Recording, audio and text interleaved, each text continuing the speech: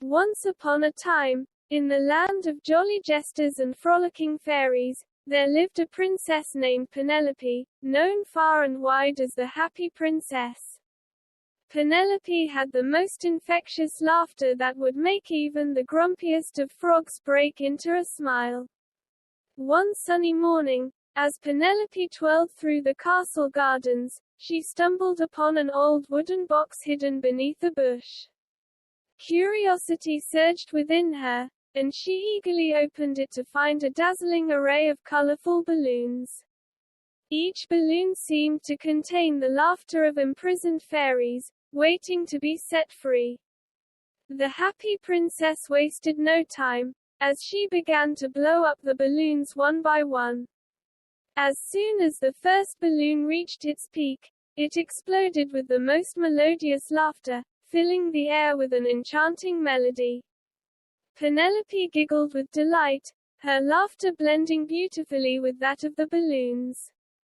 Now, the kingdom was immediately transformed into a carnival of laughter. People couldn't stop themselves from laughing at the silliest of things. The jesters' jokes became 10 times funnier, and even the palace guards found themselves giggling as they stood at attention. But with every laughter-filled balloon set free, a peculiar thing began to happen. The laughter absorbed by the balloons began to manifest physically in the form of tickling fairies. These mischievous fairies had tiny wings and long, feathery fingers that were as quick as a hummingbird's wings. As the fairies flew around the kingdom, they tickled every nook and cranny they could find. People found themselves bursting into laughter at the most unexpected moments.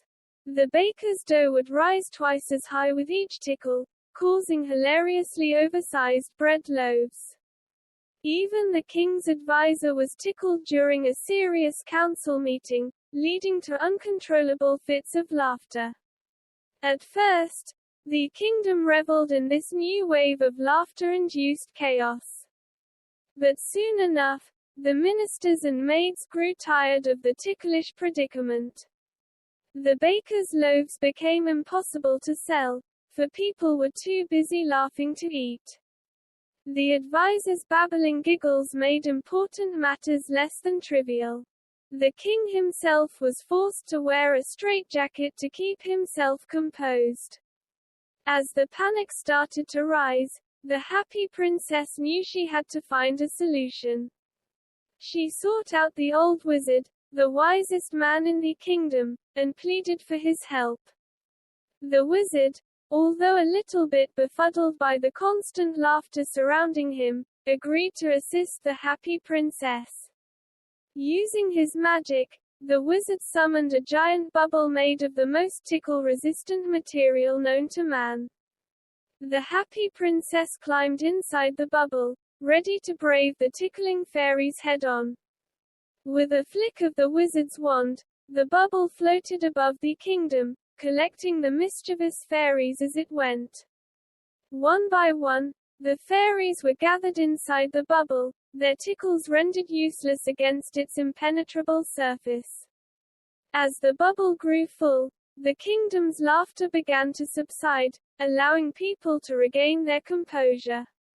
Finally, the Happy Princess emerged from the bubble, a victorious grin on her face. The kingdom erupted into applause, grateful for their princess's heroic efforts. From that day forward, Penelope was not only known as the Happy Princess but also as the tickling tamer.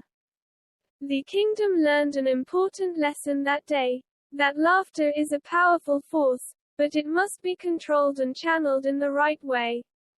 The Happy Princess continued to bring joy and happiness, but this time with a healthy dose of moderation.